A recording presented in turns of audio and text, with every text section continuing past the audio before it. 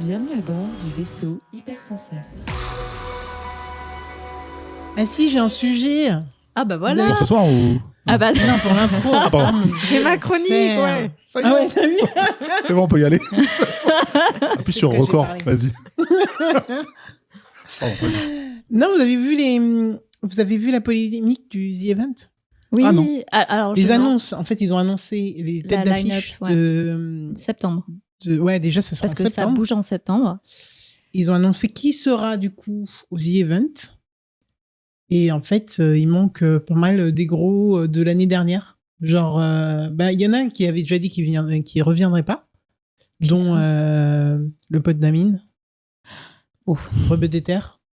Ok. Qui avait dit qu'il reviendrait pas, il avait expliqué pourquoi en amont et tout, mais du coup on n'a plus Amine, on n'a plus Inox, on n'a plus Michou, Joueur du Gotaga, grenier. le pote de Gotaga là, Dogby, Locklear, qui en doutait, enfin. Oui. Ouais. Et, c'était logique. enfin bref, il en manque énormément, tu vois. Pas mal. Et du coup, la polémique, c'était en mode, ils ont zigouillé tous les Arabes. Et sauf qu'en fait, ils avaient tous été invités et que les gens ils parlent sans pareil apparemment. Et c'est juste que les gens C'est Twitter. viennent pas. Voilà, Ouais. c'est Twitter. Mais du coup, tout le monde était en train de bâcher Zerator à fond en mode, il n'y a plus d'Arabes, il n'y a plus de diversité. Raciste. Cet événement est raciste et du coup, on va boycotter. Et après, ils avaient plus Et il y a rien à un dire. Et, hashtag du coup, boycotter les events. Hein. et après, ils ont commencé à bâcher l'assaut qui a été sélectionné. Oui aussi, ouais. Je sais plus comment il s'appelle. C'est un truc, C'est un truc green, écologique. ouais, cool. Et du coup, tout le monde s'est amusé à aller chercher genre les mécènes et tout. Mécènes, il y a qui? Il y a Total. Toujours. Toujours premier sur l'écologie. ça c'est ok, mais après bon, dans les faits, c'est de Très l'argent, machine, tu vois. bah C'est ouais, de l'argent. Tu vas pas refuser tes assos. Enfin, soyons honnêtes. Voilà. Ceci dit, donner de l'argent à notre asso, c'est mieux. Voilà, Ça c'était. Ouais, Total, voilà, ils pourraient là, nous c'était donner bien. de l'argent. c'est vrai. Moi, je Je veux sais bien pas que Total, s'ils font des crédits d'impôt pour les podcasts. C'est clair. En attendant, épisode 43, c'est parti.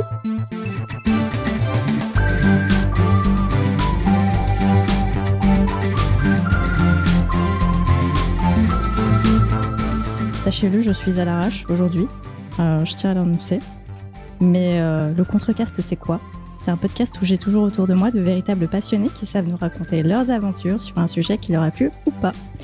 Vous le savez sans doute désormais, chacun a sa chronique, puis on échange entre nous sur les différents sujets. On commence par le traditionnel tour de table. J'en ai marre qu'on se foute de ma gueule quand je mets de l'intonation sur mes... C'était ton visage. Traditionnel tour de table. Je sais pas comment l'expliquer de manière radiophonique, mais vas-y, je t'en prie. C'est ma façon de garder le focus sur le micro. Mais on va commencer par celle qui fait son grand retour après quelques mois d'absence et moult voyages et aventures. Tadadada, Julie, Bonjour. comment ça va ? Bah ça va. Moi, je suis pas partie si longtemps que ça, mais Non, t'es ouais, pas quand même 2 mois. Mais assez pour nous manquer. Ouais, je suis très contente d'être là, de vous voir. Voilà, je suis revenue. C'est fini les vacances. C'était avec tellement de tristesse. Du coup, tu reviens avec un sujet, je suppose ? Oui, alors il y avait 2 options. Je suis partie faire du vélo en Norvège et en Suède, et après je suis partie au Hellfest. Donc c'était soit je vous parlais de vélo, soit je vous parlais du Hellfest. Et devinez pourquoi elle a choisi ? Parce Le qu'au Hellfest. début, je me suis dit le vélo à la radio, c'est bizarre, voilà. Mais finalement, du coup, ce sera peut-être une prochaine chronique, je sais pas. Non, je vais vous parler du Peut-être. Hellfest. Peut-être. En tout cas, John a l'air très, très, très, très sad. Mais je suis chaud, parce que je savais pas que c'était en Norvège en plus. Moi, ça m'a vendu du rêve. Voilà. Eh ben, peut-être que tu auras une chronique à ce sujet. Spoiler, il y a des fjords en Norvège. Ok. Merci pour le spoil. C'est un joli dénivelé. Oh, Voilà, je vous raconterai oh. mes aventures une autre fois. Et bah, du coup, je vais passer la parole à John, puisqu'il est là et que je lui ai un peu lancé le micro. Alors, tu vas rigoler. Non, attends, faut que je te le dise. Généralement, à tous les contrecasts, je prépare une sorte de fil rouge avec le nom des chroniqueurs. Et à la phrase qui t'était destinée, il y a écrit Zéphiriel. Ok. Le mec Voilà. est tellement partout que... Lost, c'était génial. C'est ça que Ouais, exactement. D'accord, ok. Voilà, c'est exactement ce que je voulais. Non, il dit pas c'est génial, il dit ça défonce. Ça défonce. C'est Ça défonce, oufissime. Ouf. Non, Défonce. c'est genre. C'est- Mais sinon, John, comment ça va? Ça va bien. Ravi de pas t'avoir manqué du coup parce que j'étais là la fois d'avant. Mais moi ça va toujours. Je suis la patate. Peut-être plus que la moyenne De cette table. De cette table, mais c'est clairement, bien, ça me va. clairement. Mais c'est bien, tu illumines. Je vais essayer, du moins. Et de quoi est-ce que tu nous parles pour cet épisode? J'ai pas eu le choix parce que j'ai joué 45 heures, un peu plus, à Soldiers, un fabuleux jeu indépendant dont je vais vous parler avec amour majoritairement. Majoritairement. Ouais, Ok. il n'y a pas que ça. Ok. Et puis, pour terminer, celle qu'on a clairement volée à un autre podcast et qui, elle aussi, fait un peu son grand retour après beaucoup de journées intenses et d'enregistrement. Alex, Hello. comment ça va? Comme d'hab, super bien. Pas du tout fatigué. On sent pas du tout Carrément la voix au top fatiguée. et prête pour ce soir. Et qu'est-ce que de quoi tu nous parles aujourd'hui? Aujourd'hui, je vais vous parler d'Alice qui est missing et qu'on va essayer de retrouver. Oh, Oh. Non, de GDR, je te parle. Je te parle de GDR, tout simplement. Je t'ai vu en train d'essayer de réfléchir en mode ouais. C'est pas ce qu'elle m'a annoncé. C'est pas du tout ce qu'elle va annoncer, elle m'a arnaqué. Ok, et ben c'est parti pour le premier sujet.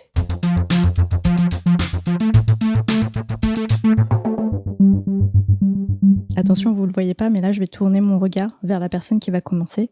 Et ce sera pas toi, John, Oh. mais ce sera Julie. Ah, je suis surprise, je m'y attendais pas. Bah écoute, Julie, après ces quelques mois d'absence, même si c'était pas tellement énorme en termes de temps, tu reviens en ayant pas mal de choses, de souvenirs dans tes bagages. Donc, Je reviens de l'enfer. Je reviens Ouais. des enfers, je ne sais pas. J'ai eu envie de vous parler de musique parce que j'en parle souvent. Et là, j'ai eu un mois chargé en musicalité. J'ai perdu, je pense, une partie de mon audition. Je reviens du Hellfest, donc festival qui a eu lieu cette année du 17 au 26 juin. Donc oui, ça fait beaucoup. Parce que c'était une édition particulière. Pendant 2 années de suite, on a été punis et privés de Hellfest. Parce que le Covid. Arrêtez, ils font des choses là, ils touchent à ma gourde, je sais pas ce qui se passe. J'ai peur que tu mettes un coup de coude dedans, donc j'ai dit à la prod de décaler la gourde. Voilà. Merci. à la prod. Heureusement qu'il y a les redis sur scène pour régler mon pied de micro et tout. Donc, j'en étais où? Oui. Donc, pendant 2 ans, pas de Hellfest. Et donc, gros drame, parce que c'est quand même un point d'orgue dans l'année. C'est le moment de furie, de bière et de métal qu'on attend tous.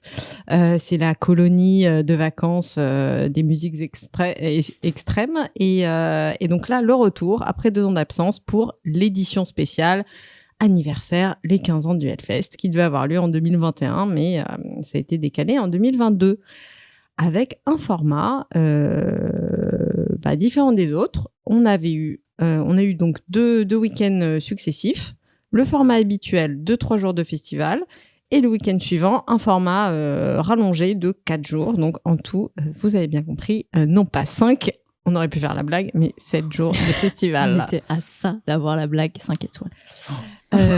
Donc festival cette année de tous les records, je vais vous donner des chiffres, ça va rien vouloir dire, mais bon, ça fera bien. 350 artistes, 6 scènes et 7 jours de festival pour 420 000 festivaliers cette année. Ça me démange de poser la question, mais t'as fait combien de jours sur les 7? Les 7. Pur. Ah ouais. Ouais. Attends, mais c'est au fin fond de nulle part. T'es resté par là-bas. Alors, je vais vous raconter ce que j'ai fait, mais je suis restée grosso modo dans la zone. Mais en effet, 7 jours, c'était long. Parce que sur ces 7 jours, on a eu une canicule, donc un record de 40 degrés. On a eu un déluge également. Et d'ailleurs, la prod, toujours très forte en marketing, a sorti des t-shirts Hellfest Finisher pour célébrer les personnes qui ont survécu à ces 7 jours de festival. Donc, à ce stade, c'est plus un marathon, c'est un triathlon. Donc, c'était la 6e année que j'y participais. Et c'est vrai que là, 7 jours, c'était dur. On s'est préparé, on a bu beaucoup d'eau. Cette année, les ventes de bière étaient en baisse au Hellfest. Pourquoi ? À cause de la canicule, parce que les gens ont fait attention, les gens ont bu beaucoup d'eau, donc ça c'est très bien. Mais bon, je vais revenir un peu rapidement sur l'histoire de ce festival. Donc, ce festival a lieu depuis 2006, donc sa création, à Clisson. C'est une petite ville médiévale, très mignonne, complètement gêne compliant, qui se situe près de Nantes, dans le Pays de Loire. Et c'est sur ce même site qu'a lieu le festival. Alors, avant le Hellfest, en 2002, il y avait déjà un premier embryon de Hellfest qui avait été créé. Ça s'appelait le Fury Fest à l'époque. Ça restait toujours dans la même région, mais c'était pas forcément sur le même site. Et c'est donc un festival dédié aux musiques extrêmes. C'est comme ça que ce festival est désigné. Alors, c'est vrai que c'est un petit peu bizarre comme appellation. Mais je pense que voilà, c'est un terme qui a été trouvé pour finalement recouvrir un certain nombre de variétés, de typologies de musique qui tournent toutes et tous quand même autour du métal. Je vais vous faire un petit panorama des scènes qu'il y a sur ce festival en vous expliquant un petit peu le type de musique qu'on peut y écouter. Donc, il y a une première scène qui s'appelle La Vallée. C'est une scène qui est vraiment dédiée plus au heavy metal, au stoner, au sludge, au doom, au rock psyché. Voilà, grosso modo, c'est le désert et les expériences hallucinatoires de drogue. Il y a une scène qui s'appelle Temple. C'est une scène qui est dédiée plus à la scène métal scandinave, donc essentiellement du black metal, du death metal, mais aussi du pagan et du folk. Donc, c'est en gros messe noire et rituel viking. C'est souvent assez visuel. On y trouve de jolis spectacles. Ça peut être cool. Voilà, beaucoup de costumes sur cette scène. On a la scène Altar qui est plus axée trash metal, speed metal, qu'on peut désigner comme peut-être la scène la plus vénère. La Warzone, donc pour les petits punks et les fans de hardcore qui veulent lancer des jambes en avant et se donner des coups de coude dans les mosh pits.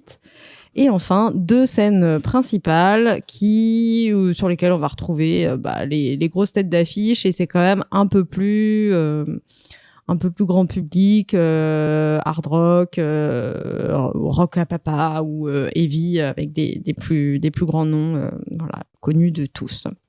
C'est la scène des retraités, voilà. Mais bon, on y trouve des choses assez sympas.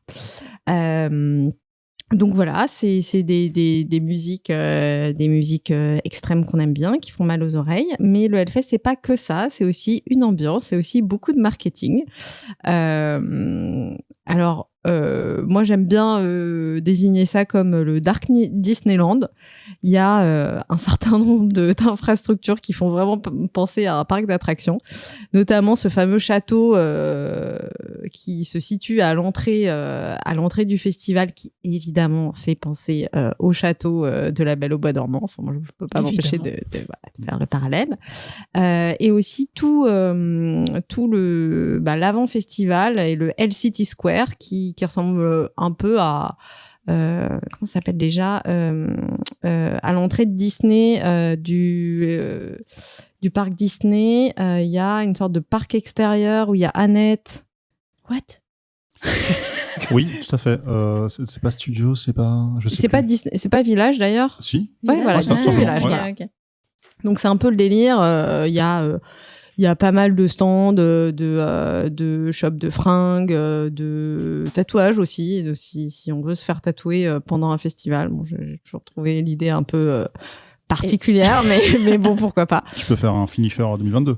Ouais, tu peux faire un finisher 2022, voilà. Je pense que tu le regrettes après. Ouais, je pense Et surtout, tu le franchement, fais parce que en c'est le début genre de truc festival pour qu'il y ait bien plein de poussière, Ah oui. 2 coups de soleil par-dessus, c'est parfait. voilà, de la boue, Best combo. voilà, c'est assez bien en termes de Tu fais cicatrisation. des pogos dessus.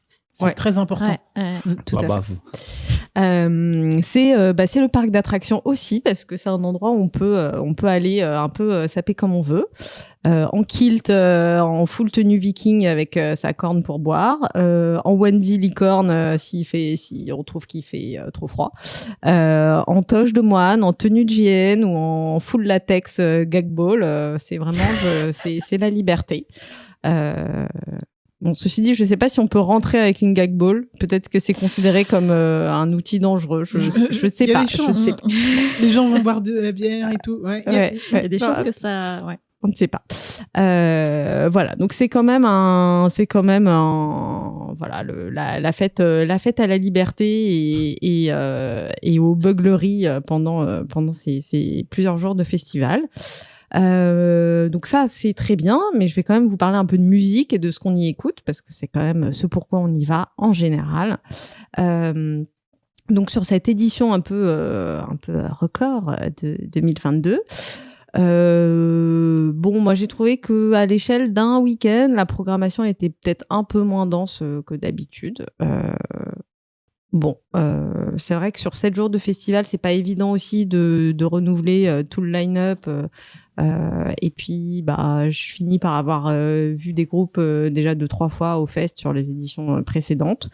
Donc, un peu moins de surprises que les années précédentes, mais je voulais quand même partager avec vous des petits coups de cœur, des petites surprises.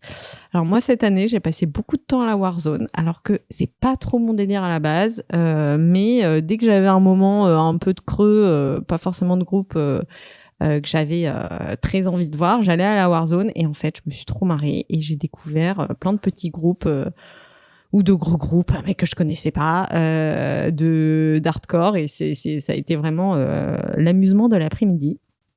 Notamment un petit groupe hardcore allemand qui s'appelle Slope, trop sympa.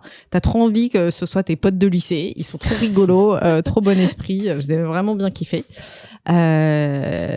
Incendiary aussi sur le deuxième week-end, groupe new-yorkais, gros coup de cœur et surtout premier week-end, je crois c'était le dimanche soir, Walls of Jericho et j'ai vraiment kiffé parce que c'est un groupe de hardcore metalcore avec une chanteuse putain de badass mais qui bugle mais comme 10 bonhommes quoi. Elle a mis le feu, c'était mais ouf et voilà, c'était un de mes super moments du premier week-end. Autre petit coup de cœur, c'était l'instant un peu vintage et paillettes à la vallée avec le groupe Alas. C'est un groupe suédois qui donne vraiment dans l'imagerie un peu psyché vintage avec des costumes de scène, des capes en velours, des maquillages très new age et avec un goût de 70s mais en même temps suffisamment bien revisité pour en faire quelque chose d'intéressant et pas juste une pâle copie de ce qu'on faisait dans les années 70. Et alors, je crois que mon meilleur moment, c'était Regarde les hommes tombés, qui est un groupe de black metal français ils sont passés 2 fois pendant le festival. C'est un groupe que j'aimais bien, mais en fait, la grosse révélation de les voir sur scène. Parce que le black metal, c'est aussi beaucoup souvent de performances scéniques. Et là, j'ai découvert en fait toute une dimension de ce groupe à côté de laquelle j'étais complètement passée. Alors, Regarde les hommes tombés, c'est pas non plus les capuchons noirs, les chandeliers et les braseros sur scène. C'est juste un chanteur avec un cuir noir, des cheveux longs, mais tellement habité. C'est dingue. Enfin, vraiment, c'est ces moments comme ça de grâce scénique où t'es... Et donc, premier set, ouf. Et ils sont repassés avec un autre groupe français, Hangman's Chair, qui est plus un groupe de sludge. Et ils ont fait un set, les 2 groupes sur scène, quand même 2 styles musicaux assez différents. Mais c'était maboulos. Bon, c'était vraiment les tréfonds de l'enfer et de la dépression. C'était chambé. Donc ça, c'était vraiment le gros coup de cœur. Et mention spéciale quand même rigolote pour un excellent moment passé devant Sabaton. Alors, Sabaton, c'est un groupe suédois de power metal Donc c'est entre de la musique de jeux vidéo, des chants marins, le tout sur une déco scénique avec une reconstitution de chars et de barbelés, avec un groupe habillé en camo. Donc bon, pour moi c'est un peu la définition de l'enfer, hein. C'est pas ce que j'aime de base. Et super moment parce que groupe chambé, trop sympa, fanbase hallucinante, genre les fans de Sabaton, mais c'est des maboulos quoi. Et on a passé un moment mais magique. En attendant, ok, Metallica, mais c'était vraiment cool. Voilà, donc pas mal de surprises sur la scène française, scène italienne aussi. Je pense à Messa et à Ufo Mammouth, et la scène suédoise qui n'est pas toujours là où on l'attend, hein, pas que sur la scène Temple et sur la pagan music, mais beaucoup de groupes de stoner, hein, comme si les Suédois en avaient marre de la neige et c'était un peu orienté vers les feux du désert. Voilà, bon, je vous ai balancé un peu comme ça des noms qui sortent un peu de nulle part, de moyens et petits groupes qui m'ont plu. Mais surtout, ce que j'ai envie de vous dire, c'est que c'est un festival où si vous êtes curieux, faut y aller parce que c'est vraiment l'occasion de voir des groupes qu'on n'écoute pas, des styles qui sont pas non plus toujours nos styles de prédilection. Et un festival, avant tout, c'est ça, c'est avoir la possibilité de voir 300 artistes et d'avoir des super surprises. Donc allez-y. Mais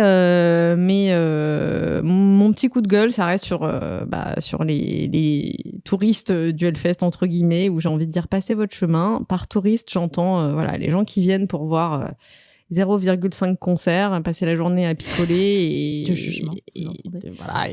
et à rien foutre d'autre. C'est dommage parce que c'est quand même un petit budget et il y a plein de gens qui n'arrivent pas à avoir de passe. Donc bon, voilà. Si c'est juste pour traîner et pas regarder de concert, franchement, aller au camping, ça me coûte vraiment cher.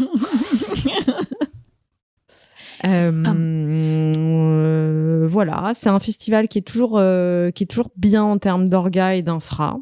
C'est quand même assez quali, c'est confortable, les toilettes fonctionnent, il y a des rideaux de pluie et des canons à pluie quand il y a une canicule, donc c'est quand même j'ai entendu l'anecdote sur les canons, les jets d'eau très très forts sur la gueule des sur la gueule des gens. Oui, alors il y a aussi les pompiers qui sont venus en renfort avec des lances, voilà. En plus dans de plein dans le public. Allez, c'est parti. De ce qui était prévu. C'est un mec qui a ouvert la vanne et il s'amusait à balancer le jet sur tout le monde. Bon, en vrai, moi, ça m'a permis de rester en vie, hein, je pense, les canons à eau pendant le festival. Je voulais faire un petit point sur un sujet important. Alors, on dit beaucoup que le Hellfest, c'est un festival qui est inclusif, qui est safe et qui est kids-friendly. Alors, c'est un peu vrai, mais c'est un peu pas vrai. C'est cool parce qu'en effet, tu peux y aller en famille. C'est quand même accessible. Il y a, d'un point de vue PMR, voilà, les installations sont là. Par contre, il est vrai qu'il y a beaucoup d'efforts qui sont faits, mais j'ai l'impression que c'est aussi beaucoup de com autour de ça, et j'ai parfois un peu l'impression d'un certain féminisme washing du Hellfest. Par exemple, j'ai vu qu'il y avait été mis en place cette année une Health Watch, donc c'est des petites cellules de personnes qui tournent dans le festival pour s'assurer de la sécurité et voilà, et du bien-être, notamment des femmes sur le festival. Alors, super cool initiative, mais sur 7 jours de festival, je crois que je les ai croisés 3 fois. Donc, clairement pas assez. Et puis aussi, c'est toujours la même chose. Dommage de se dire qu'on a besoin aussi de cellules mises en place pour ça, alors que juste tout le monde devrait être OK, les festivaliers devraient bien se comporter. Autre petit point genre c'est cool mais en même temps c'est pas cool. Pendant un des shows main stage, c'était Frank Carter. Il a fait un truc sympa, il a dit toutes les meufs qui osent pas faire du mosh pit parce qu'elles ont peur de se faire tripoter ou de se prendre des coups dans la gueule, venez, là on va en faire un juste pour vous et venez pogoter juste un pogo de meufs. C'est partout ça. Voilà. Ouais. Trop cool. Et en même temps, tu te dis, on aimerait bien juste aussi qu'on fasse pas, qu'on puisse y aller de manière safe aussi. Voilà. Donc, c'est toujours ces trucs un peu ambivalents, mais en même temps, c'était cool aussi de dire, voilà. Après, le gars, il disait vraiment, c'est celles qui osent pas. J'imagine que de base, il y en a qui osent et qui vont et qui le font. Ouais. Et là, c'était une safe place pour ces femmes qui n'osaient pas. Et c'est vrai que c'était ultra cool. Après, les images que j'ai vues, c'était pas du tout respecté. Il y avait plein de mecs dedans, quoi. Donc, oui, mais l'initiative. Et pourquoi pas, quoi. Enfin, moi, je trouvais ça cool. Non, c'était un moment sympa. Je suis pas allée, j'étais très très loin. J'ai tenté un mosh pit. Je suis repartie direct. Qu'est-ce que c'est pour les gens qui connaissent pas comme moi? C'est quand on se met quand il y a devant la scène se crée un endroit où tout le monde s'écarte et en fait ne reste dedans que ceux qui veulent soit donc faire du circle pit, donc tourner très très vite en se poussant, soit se donner des coups, se pousser, etc. Enfin, les règles de l'art, c'est de se pousser, ne pas donner de coups, mais en vrai on sait que c'est un plus endroit, de high kick dans ta gueule. Voilà. Okay. Un endroit de castagne, voilà. Et on respecte pas forcément les différences de gabarit. C'est ça. C'est genre, t'es dedans, tant pis pour toi. Voilà, c'est ça. Voilà. Toujours aussi un peu du line-up problématique. Des groupes, je vais citer personne, mais des groupes de glam rock des années 70 dont le comportement est problématique depuis des décennies qui sont toujours là. Des groupes français aussi où il y a des gros soucis avec les tourneurs. Il y a encore du progrès à faire, même si j'ai eu l'impression qu'il y avait quand même une volonté de mettre un peu plus en avant des groupes avec des femmes, mais le fait est que il y en a quand même très très peu sur cette scène et que c'est des musiques qui restent très masculines et très blanches. Donc voilà, beaucoup d'efforts à faire encore sur le sujet et toujours pas mal de rouleaux quand même sur le festival, même si de manière générale, j'ai trouvé les festivaliers plutôt attentifs à la sécurité des gens. Donc, si vous imaginez que c'est un truc absolument horrible, vous allez vous faire agresser, non, ça va, vous pouvez y aller avec vos enfants, c'est très cool, mais voilà, c'est pas non plus les bisounours. Je voulais terminer en faisant un big up à la SNSM, qui est la Société Nationale des Sauveteurs en Mer, qui assure la sécurité sur le festival. J'ai jamais compris pourquoi c'était eux, parce que sauveteurs en mer, voilà. Et de remercier Pierre, qui est ce monsieur qui nous accueille dans sa maison depuis plusieurs années. Et qui supporte notre présence et à tous les copains du métal avec qui je passe toujours d'excellentes vacances. Si vous voulez voir des concerts, allez faire un tour sur Arte Concert parce qu'il y a pas mal, un certain nombre de shows qui ont été captés et qui sont dispo sur Arte Concert. Voilà. Ouais, du coup, c'était un peu ma question, c'est est-ce que tous les shows sont retransmis via Arte ou est-ce qu'ils vont... Non, pas tous. Ils sont pas tous captés. Il y en a quand même pas mal. Là, j'ai un peu scrollé tout à l'heure et pas mal de shows de 15 heures et de petits groupes aussi. Donc, c'est pas tous les concerts, mais il y a quand même pas mal de choses. Merci Julie. Avant de passer la parole à nos chroniqueurs, je vais juste faire un petit coup de gueule en rapport avec ce que tu disais par rapport aux touristes. Sachez-le, les années précédentes, la petite bourgade de Clisson, en fait, pour dérangement, parce que bruit, parce que énormément de gens, parce que énormément de comportements pas forcément très respectueux, dans les environs de Clisson pendant le festival, se voit en fait offrir des billets généralement gratuits pour l'entièreté du festival. Là, c'était pas le cas parce qu'ils savaient que après le Covid, ils allaient amasser beaucoup de public et qu'il y avait beaucoup de VIP influenceurs slash machin. Slash touristes en fait tout simplement. Du coup en fait ils ont juste offert un billet pour 1 jour je crois sur les 2 parties. Mais voilà, c'est pour dire que un festival c'est chouette pour ceux qui y vont, mais c'est aussi chiant pour les gens de Clisson. Donc big up à la ville de Clisson. Mais voilà, tout ça pour dire que voilà, les touristes effectivement c'est pas tant les gens qui sont pas forcément très métal de base, mais plus les gens qui vraiment viennent genre juste pour faire une photo Instagram sur le festoche et voir Metallica. C'est ok si vous avez la finance, mais si vous vous faites inviter, ça veut dire que cette invitation elle est déduite d'un quota. Voilà, exactement, et que ce quota il est plus offrable aux gens qui peuvent potentiellement en profiter un peu plus. Après, là c'est un autre sujet, hein, mais en soi, c'est de la visibilité qui est offerte au festival, à la ville, etc. Et en fait, je pense que c'est pas les en fait, je vois pas un influenceur se dire je la refuse parce qu'il faut que la place. Non, pas du tout. Du coup, soi, eux, ils sont, c'est plutôt vis-à-vis de leur gars, en fait. Ouais, mais parce que du coup, Julie, tu parlais surtout des touristes ou même ceux qui vont venir que pour Metallica ou autre, une tête d'affiche ou prendre un snap ou je sais pas, une story. Bon, en soi, non, mais oui, c'est pas. Ça fait cher la story, quoi. Mais c'est pas. Oui, chacun sa life. Ouais, on est bien d'accord ça, avec ça, effectivement. Mais parce que moi, je me mets dans les touristes clairement et je voulais clairement y aller pour voir un seul groupe qui est Five Finger Death Punch que je surkiffe et qui viennent pas en France à part pour le Hellfest. Et j'aurais clairement été une touriste, j'aurais fait l'aller-retour, quoi. Mais tu serais venu voir un groupe. Tu serais venu voir un c'est groupe ça qui en compte. Connaissance de cause parce qu'ils font pas de concert autrement que via le Hellfest. Et ça, c'est une autre raison déjà. Tu vois, je sais pas. Moi, en fait, je vois pas trop le. Je te classe pas dans les touristes, t'inquiète.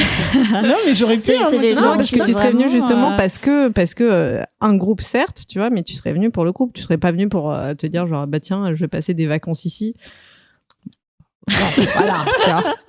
Non. Et puis t'as aussi les passes journées aussi, c'est bien pour ça. Parfois on n'a pas la possibilité soit en termes de temps, soit en termes de finances, de faire les 3 jours de festival. Il y a vraiment un groupe qu'on a envie de voir et les passes journées aussi, c'est une super occasion ou juste de tester aussi le festival si on ne sait pas si on va tenir sur la durée, si on va, voilà, c'est aussi l'occasion. Non, mais moi, par touriste, j'entendais plus en effet les comportements aussi pas respectueux de OK, on vous demande pas d'être attentif à 1000% sur chaque concert pendant 7 jours, mais tu vois, genre, quand t'es devant la scène, tu laisses les gens qui kiffent le moment et qui écoutent et t'essayes de pas parler dans la gueule des gens. Voilà, c'est plus des comportements, pas toujours très civiques. Hellfest, John Couscous. Moi, j'ai l'impression que c'est plus dur de survivre au Hellfest qu'à Koh-Lanta, en fait, en termes d'intensité physique. J'ai eu le sentiment là quand t'en parlais. Tu dis qu'ils t'ont sauvé la vie. Je pense que c'est un peu exagéré, mais en même temps, il y a quand même un cadre qui est compliqué à supporter. J'ai le sentiment que c'est hyper dur. Et je crois que j'ai plus l'âge pour ces conneries, comme on dit.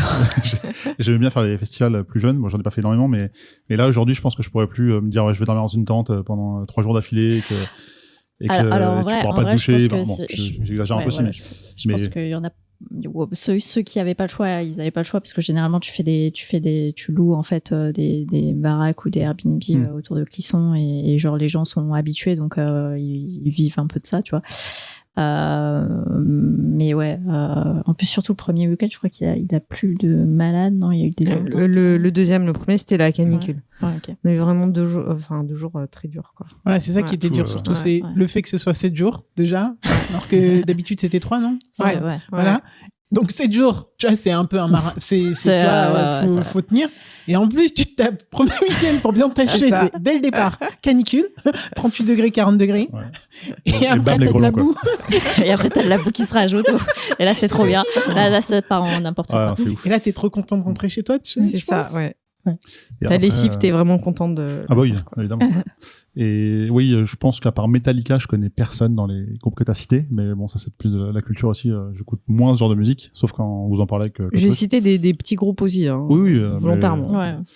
Mais ouais, non, je pense que c'est intéressant à faire, mais je serais plus en touriste. Enfin, je serais au loin, écouter, je suis ouais, c'est pas mal, ça je préfère par rapport à avant, ça j'aime moins, etc. Mais je me mets dans les touristes, donc du coup je suis pas venu, donc je suis pas en roulant. Bon, ça va. Non, mais attends, si tu émets une critique, mais même en regardant de loin, en disant ça me fait penser à ça, ça je préfère. J'assiste au concert. Tu assistes au concert, tu assistes au concert. Mais par contre, je serais jamais dans les oufs là. Enfin, j'ai déjà fait des pogos avec des potes, mais c'est tout. Non, mais les pogos, tu es. Avec des potes, c'est mignon. Des pogos d'appartement. Dans le bac à sable. Un peu plus tard que ça, peut-être, mais c'était en mode on était 40, quoi. On n'était pas 800 000. Ouais, non, c'est. Donc, ouais, non, clairement. Mais j'ai quand même une question pour toi. 7 jours, cette façon différente de t'habiller, j'imagine. Est-ce que tu avais des thèmes un peu ou c'était. Alors j'avais un thème désert et un thème mousson. Ouais, non, c'était. Enfin, moi, ma tenue, elle est assez basique. Hein. C'est du t-shirt qui couvre bien les bras pour pas trop abîmer les tatouages et de la Vans défoncée et du jean qui craint rien. Et voilà. Okay. Petit conseil chez vous. Du t-shirt noir, évidemment, mais en vrai, c'est pas toujours une bonne idée parce que quand il fait chaud, le t-shirt blanc, c'est quand même vachement mieux. Donc, j'ai porté un peu de blanc aussi quand même. Faut pas aller au Hellfest comme tu vas à Coachella. Voilà, c'est un peu ça. J'imagine. Queutrus, touriste ou pas touriste?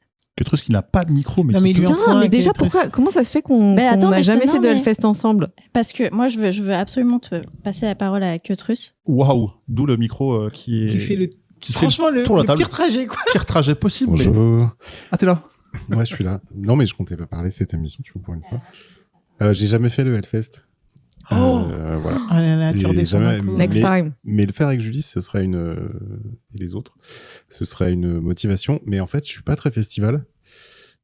J'ai du mal avec beaucoup de musique sur la longue durée. Je sais pas pourquoi. Parce que j'apprécie un peu moins. J'aime bien un concert long, tout ça, mais à un moment donné, il faut que ça s'arrête. Et aussi parce que je suis très frustré de pas en faire. Et qu'au bout d'une heure de musique d'un groupe que j'adore, j'ai juste envie de prendre la batterie et de jouer et je voilà. Mais ouais, un jour, il faudra que je passe le cap. Certainement pas les 7 jours, moi, quand on m'a proposé d'y aller. Mais ça n'arrivera plus jamais, je crois. Jamais de la vie, quoi. Mais ouais, il faudrait que je teste un jour et voilà. Quand elle a parlé des groupes, là, ouais, ça donnait envie. Sauf Sabaton, bien évidemment. Et... Bah ouais, mais tu vois, c'était très drôle, en vrai. Voilà. Mais ouais, je conseille le Hellfest et en fait la communauté ardeuse, on va dire, ou de musiques extrêmes, c'est complètement cool comme terme, est super cool et super gentil. Il y a des cons partout en fait, hein, t'en parlais et je connais des gens qui vont pas au Hellfest à cause de ce problème, de ce problème avec les femmes et d'harcèlement, etc. Mais ça reste une communauté qui est très cool, qui est très compréhensive et pas du tout violente, contrairement à ce qu'on pourrait penser par rapport à la musique. Et voilà. Après, je sais pas, je crois qu'il y a plus de problèmes dans les festivals techno, par exemple, que dans les gros festivals de musique hard, mais et encore. Oui, bah ça dépend de la quantité de drogue ingérée, donc c'est sûr que... Voilà. Et je mettrai plein de morceaux et plein d'extraits pendant la chronique. Et il y a aussi un phénomène, je sais pas si ça a touché le Hellfest, mais les piqûres un peu au pif là. J'ai pas suivi côté Hellfest. Si c'est pas quelque chose. Non, bah il y en a eu aussi, ouais. Ok. Ouais. Je trouve ça ouf ce phénomène. Mais oui, c'est pour entretenir une psychose, je pense. Ouais. Puisque apparemment les gens n'ont rien eu de particulier. Non, mais ça peut provoquer des réactions allergiques et en fait t'as toujours peur un peu du côté VIH, genre si jamais il t'a planté une seringue. C'est ça en fait, le problème c'est pas ce qui est dedans, c'est ce que tu la seringue. passes en fait. Enfin bref. Merci Julie pour cette jolie rubrique. Merci à vous et merci à Queutrus. Et si jamais vous voulez y aller en tant que touriste ou en tant que noob, c'est très bien. Non, pas en tant que noob, c'est ok. En tant que touriste, c'est pas bien. Et ben, si vous voulez réviser, vous pouvez reprendre la petite liste qui avait été citée par Queutrus, qui était dans Metal Lord. La liste des classiques. Toutes les rêves, de toute façon. T'as l'air tellement heureuse en parlant, franchement, c'est ouf. Ouais. Ça donne trop envie, en vrai. J'ai envie d'y retourner. Faut attendre encore un an. 7 jours. Ouais. Alors, ce sera plus 7 jours. Mais en tout cas, ça reviendra. Voilà.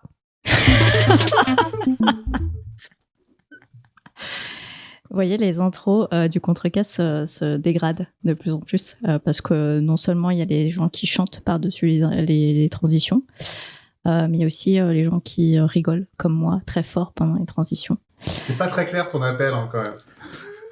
C'est quoi?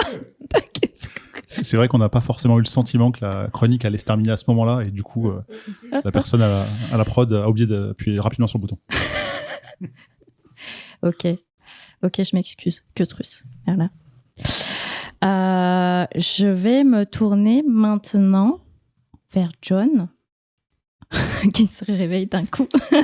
Je n'ai jamais dormi.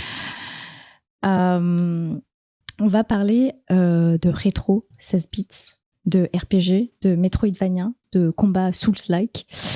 Pas avec Zeph, mais avec John, bien entendu, aux manettes. De quel jeu tu nous parles cette fois-ci? Je vous parle de Hades. Ah non, pardon. Non, putain, j'en peux. Pardon, je suis obligé. Je vous parle de Soldiers. Alors, déjà, je vais commencer par vous présenter mes excuses. Parce que si vous avez écouté le podcast numéro 42, donc le précédent, c'était un demi-coup de cœur du mois passé. Je m'en suis terriblement voulu et je me suis dit, je vais effacer ce demi-coup de cœur et le transformer en chronique pour cette fois-ci, pour présenter mes excuses à la chef. Et aussi parce que ça manquait un peu de jeux indépendants. La dernière fois qu'on a parlé d'un jeu indé, c'était dans l'épisode 36. Il y avait OA avec Ailey, ou Inscription avec Zeph, les deux grands absents ce soir. Et ça manquait, je trouvais que ça manquait un peu. Donc Soldiers, je vous préviens tout de suite, j'adore ce jeu, mais je suis pas content. Je vais vous dire pourquoi. Comment je l'ai connu ? Jeudi 21 octobre 2021, il est 17h, l'embargo est levé, on peut désormais en parler. C'est le petit nouveau de chez Dear Villagers, qui est prévu pour le printemps 2022.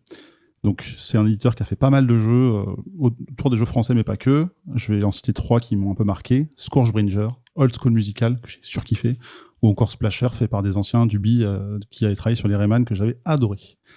C'est développé par un studio indépendant, espagnol, Retro Forge Games.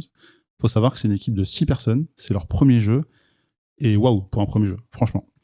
J'ai regardé un trailer, tout de suite, j'ai eu cet effet waouh, justement, et j'ai dit, je veux y jouer à la sortie, et depuis cette annonce, le jeu est sorti, un peu plus tard que prévu, le 2 juin 2022, sur toutes les plateformes, PC, donc Steam Epic, Switch, PlayStation et Xbox. Ce qui est hyper ambitieux pour une sortie multi-console en simultané par un studio de 6 personnes qui a jamais fait de jeux vidéo, quoi, quand même. Et pour info, ils avaient, alors je me rends pas compte du volume du chiffre, mais ils avaient 100 000 personnes qui avaient wishlisté le jeu sur Steam. Je pense que c'est un gros chiffre pour un jeu qui sort de nulle part, clairement. Alors qu'est-ce que c'est ? Le pitch que je vais lire, c'est affronter des ennemis rusés, résolvez des puzzles, améliorer votre personnage et explorer tous les recoins d'un monde 16 bits éblouissant, rempli de détails époustouflants. Donc oui, ça parle de 16 bits, ça coche plein de cases, jeu indépendant, Metroidvania, Souls-like, 2D, pixel art. Pour moi déjà, c'était un grand kiff juste sur le papier. On commence par un choix de classe, comme ils disent, libérez la fureur de votre épée avec l'éclaireur, invoquez la colère des éléments avec le lanceur de sorts, ou faites pleuvoir des flèches sur vos ennemis avec l'archer. Donc vous l'avez compris, il y a cette histoire de puzzle en plus du côté Metroidvania, des pouvoirs à débloquer, plein de zones à visiter, bref, pour moi c'était un gros kiff. J'ai voulu vous faire mon avis en 2 temps. Le premier, qui est basé sur 7-8 heures de jeu, où j'étais à 10-15% du jeu. Putain, c'est trop beau. C'est vraiment magnifique. C'est du pixel comme on a rarement vu, je trouve, dans un jeu en 2D comme ça. Je me suis rendu compte que j'étais très nul, que j'avais du mal. Ah non, en fait, c'est le jeu qui est peut-être dur. Et ça, on a du mal à l'assimiler au début. Faut apprendre à maîtriser son personnage. Alors oui, j'ai pris la classe la plus classique, j'allais dire. C'est le soldat, pour le coup.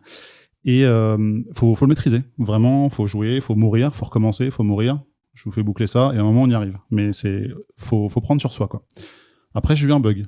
Et vous savez que j'aime les trophées dans les jeux vidéo, et là, j'ai pas les trophées qui pop. Ça me fait bien chier. Vraiment. Mais ça m'empêche pas de continuer, pour dire que j'aime le jeu quand même. J'ai eu ce dilemme de est-ce que je joue à la croix, est-ce que je joue au stick ? Mais quand tu te déplaces à la croix, tu contrôles tes objets avec le stick, ou inversement. Et j'ai jamais vraiment trouvé mon équilibre là-dedans, et je change encore au bout de 45 heures de jeu. Mais bon, au début, voilà, je suis dans ce premier temps, et je fais aller à l'ancienne à la croix. À ce moment-là, je me dis, mais il est vraiment beau ce jeu. Je sais pas si vous l'avez déjà dit. Donc voilà, vraiment, j'admire les décors. C'est magnifique. C'est vraiment très très beau. Et puis là, je tombe sur une arme secondaire. C'est cool. J'ai une bombe maintenant. Je peux éclater certains murs pour accéder à des nouvelles zones que je connaissais pas auparavant. C'est bien, je viens de trouver un médaillon. Je peux équiper. J'augmente quelques stats. Donc je suis dans un RPG. C'est sympa. Je vois que j'augmente un peu mes capacités. Un arbre de compétences. Je vais regarder ça. Qu'est-ce que j'achète ? C'est cool. J'arrive dans le village. Trop beau aussi. Il y a un personnage qui ressemble à Tombi. et je vois un culte à ce jeu sur PS1. Donc c'est un mec avec des cheveux roses et un short vert qui est torse nu. Je kiffe, c'est trop bien. Donc là, j'aime bien, j'en chie, mais j'aime bien. Et puis j'ai un deuxième effet, on va dire, un deuxième avis qui arrive, bon là pour le coup, on va dire jusqu'à mes 45 heures de jeu actuelles où je suis à 70% du jeu. Donc j'ai commencé à farmer quand même entre-temps parce que je me rendais compte que je galérais, donc je tapais des araignées, je revenais en arrière, je retapais des araignées, etc. jusqu'à prendre 3-4 niveaux et moins en chier sur le reste du jeu. Je crois que j'étais obligé de passer par là, très clairement. J'ai amélioré mon attaque, ma parade contre ma parade contre les ennemis, enfin une espèce de bouclier en échange de quelques sesterces, voilà. Et puis en fait on débloque plein de pouvoirs, c'est cool. Il y a ce côté un peu à la Megaman. En fait on change de couleur, on a un pouvoir différent. Je suis rouge, je fais du feu. Je suis bleu, je fais de l'eau. On joue avec les éléments, mais on se rend compte que ça ouvre des nouvelles mécaniques, des nouvelles possibilités sur le jeu, ce qui est vachement bien. Je fais une petite pause sur le jeu, je me dis mais c'est trop beau. Je suis tombé amoureux du design, vraiment quoi. Je l'ai écrit 12 fois je pense dans ma chronique. Et je viens de me souvenir, ça doit faire 25 ou 30 heures de jeu. Ah oui, il y a 3 classes dans le jeu en fait, mais j'en ai testé qu'une depuis le début. Et en fait, on peut pas vraiment changer. Alors je crois qu'il y a une mise à jour depuis, mais on oublie ce détail qui fait qu'on a 3 façons de jouer. Mais en fait, le jeu est tellement long je pense qu'on en vit qu'une. Donc, je pense que j'irai quand même plus loin que ça, mais aujourd'hui, j'en ai fait qu'une. Et puis, il y a plein de trésors à trouver.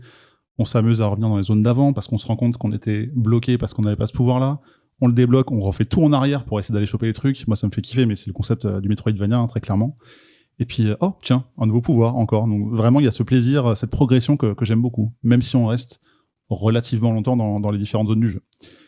Et ah tiens, j'ai encore une arme secondaire, mais j'en ai combien maintenant? Ça fait 30, 40, je sais pas combien. Ça me saoule, il y en a trop, c'est chiant en fait. En fait, j'en utilise 4 dans le jeu et je peux pas les paramétrer. Donc j'arrive devant un mur pour mettre ma petite bombe du début. C'est pas ça, c'est pas ça, c'est pas ça, c'est pas ça. C'est chiant quoi. Vraiment, je fais une pause, ça me pète le rythme du jeu, je trouve. Donc on peut même pas le configurer, ce qui est bien dommage. Et l'interface est un peu chiante pour ça, très clairement. Attends, mais il y a combien de médaillons dans le jeu là? Parce que j'en ai équipé un. Bon, je peux en mettre un deuxième, mais pareil, il y en a trop. J'en loot un, puis je la regarde même plus, quoi. Je me dis, en fait, il y en a que 4 ou 5 qui sont utiles dans le jeu, quoi. Globalement, il y a trop d'objets. Je me suis rendu compte. Au début, c'était marrant. Ah, un nouveau. Ah, ça m'apportait un truc un peu différent. Et puis après, je trouve des trucs qui sont moins forts, alors que j'ai déjà un truc beaucoup plus fort, donc c'est un peu nul. En revanche, il y a beaucoup de quêtes annexes. Et c'est très utile pour l'évolution de ton personnage dans le jeu. Tes potions, elles vont être plus efficaces, tu vas avoir plus d'argent pour débloquer des trucs, etc. Donc finalement, tu prends plaisir à faire ces trucs qui sont un peu à côté. Quand tu galères trop sur la quête principale, tu reviens un peu en arrière, donc t'as pas le temps de t'ennuyer, quoi, très clairement. Et je me suis rendu compte aussi, au bout de 30-35 heures de jeu, ah oui, c'est vrai qu'on peut se défendre contre les ennemis. Je mets pas assez mon bouclier, je fais que des roulades à la Dark Souls, mais en fait, j'ai oublié que j'ai un bouclier, quoi. Ça, c'est un truc que j'ai eu du mal à assimiler. Je pense que c'est pas assez puissant, ou c'est pas de la vraie défense, quoi. Tu augmentes ta capacité, enfin la durée de ton bouclier qui peut se recharger tout seul, mais t'augmentes pas vraiment ta défense. Donc finalement, c'est un peu chiant. Et puis il y a toujours ces bugs aussi. Donc ah bah cool, il y a un patch qui arrive. Mais bon, j'ai encore des bugs. J'ai une carte qui s'affiche plus. Quand je la visite, je quitte le jeu, je reviens, bah c'est comme si je l'avais jamais vue. Ou au contraire, je charge une carte, elle est déjà pleine alors que je viens d'arriver dans le monde pour la première fois. Ça me saoule un peu, je rage. Mais je vous rappelle, petit studio, 6 personnes seulement, premier projet très ambitieux. Mais vraiment, j'attends beaucoup de ces prochaines mises à jour.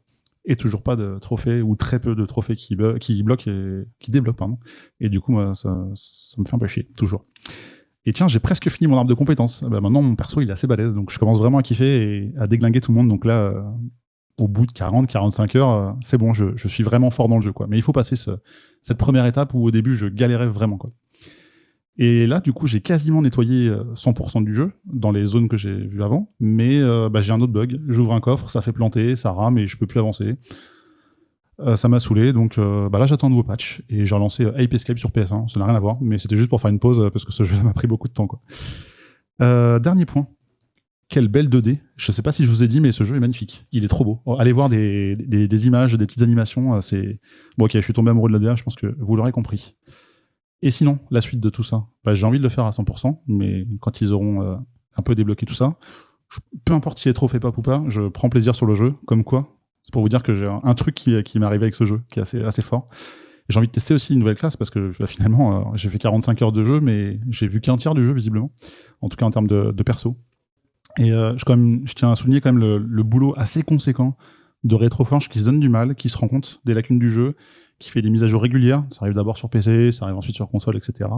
Mais voilà, ils sont au taquet, ils sont conscients qu'il y a ce petit ce problème en fait qu'ils cherchent à résoudre, et ils se donnent du mal, quoi. Ils répondent aux tweets tous les jours de tout le monde pour dire s'il vous plaît, j'ai un bug, oui, c'est dans la prochaine version, oui, c'est identifié, c'est dans le backlog, etc. Donc on voit qu'il y a quand même un boulot et ils ont envie de se donner à fond pour le jeu, et rien que pour ça, il faudrait souligner. J'ai même mis le petit lien Twitter dans la description du podcast, mais tu allais le dire, je crois. Ouais. Et l'autre lien que j'ai mis, c'est qu'ils vont faire une version physique qui sortira un peu plus tard. Ce que je trouve très intelligent, c'est qu'ils attendent d'avoir un jeu un peu plus abouti avant de l'imprimer sur CD ou le mettre sur cartouche. Et ça arrivera en septembre, et là aussi, il y a le lien, parce que c'est édité par Just for Games, et ce sera la version déjà patchée. Donc je pense que même s'ils sont un peu en retard sur leur correctif de bug, ils vont attendre un peu avant de sortir cette version, et ce que je trouve très très intelligent. Et si je devais faire un bilan de tout ça, bah vraiment bravo, parce que c'est assez fou pour un premier jeu, même s'il y a beaucoup de reproches qu'on peut faire. C'est un Metroidvania qui est incroyablement beau.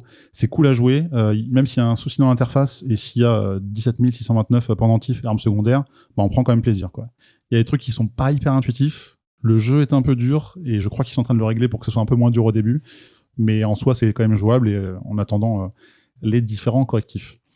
Et en tout cas, ouais, je vais être patient parce que j'ai quand même envie de leur donner une chance à ce studio, et je vais surveiller ce qu'ils vont faire dans les prochains jeux, parce qu'ils ont quand même fait je pense pas que ce soit un chef-d'œuvre, c'est dur à dire, mais je pense que c'est un Metroidvania qui peut marquer, et c'est un petit peu dommage. Il est peut-être sorti un peu trop tôt. Ils auraient dû faire une early access pour que ce soit un peu moins, ça se voit un peu moins.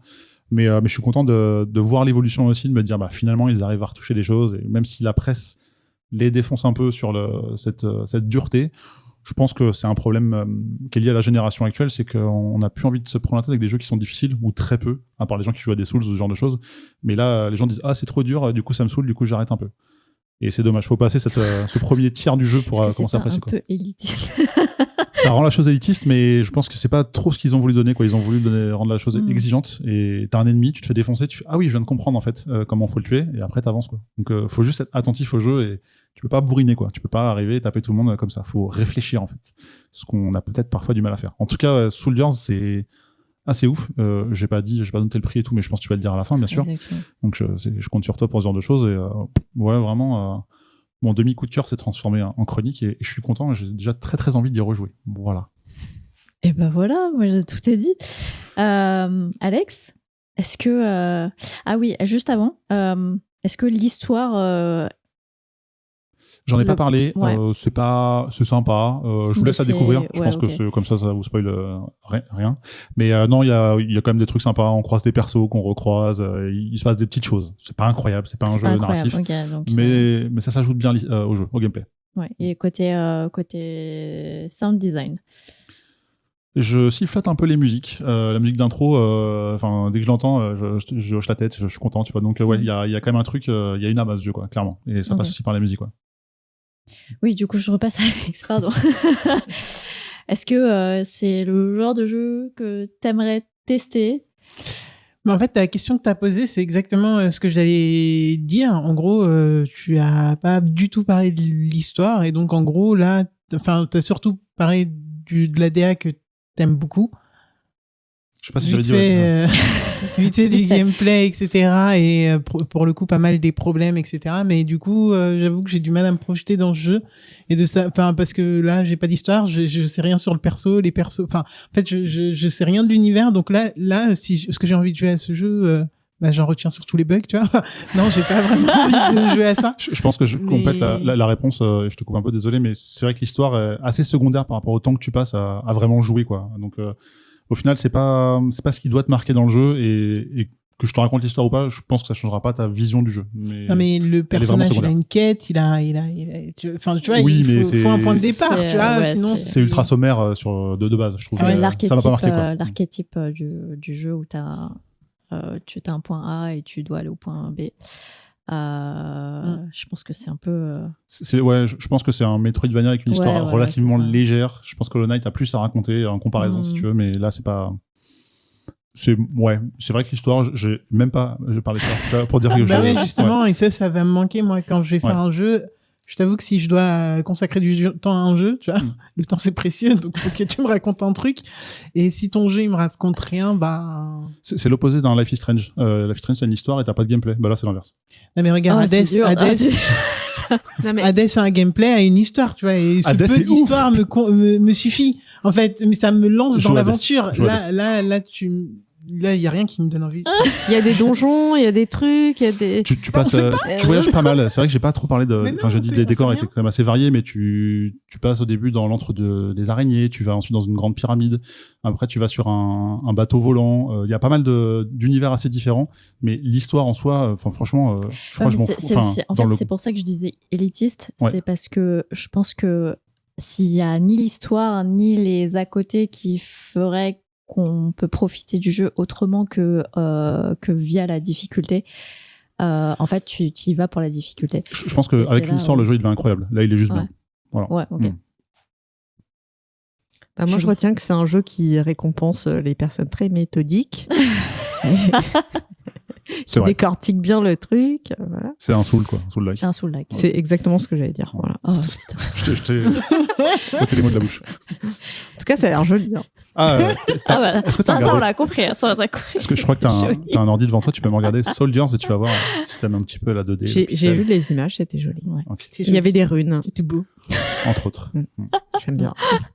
J'adore parce que vous voyez pas la tête de John Couscous, mais je pense que là il est en train de fumer en mode Non, non, putain, non. c'est. Ah non, pas du tout. Non, mais c'est vrai que je suis conscient qu'en parlant du jeu, je parle pas de l'histoire parce qu'elle m'a pas marqué Mais en fait. ouais. Genre, c'est pas que j'ai Bah, oublié, ouais, c'est ouais, que je pense que c'est comme si on avait pas. Enfin, j'exagère, je pense que c'est très négatif de dire ça, mais elle est tellement légère. secondaire. Sur les 45 heures, il y a 30 minutes d'histoire, quoi. Donc, je vous ai juste parlé des 44h30 qui restaient, quoi.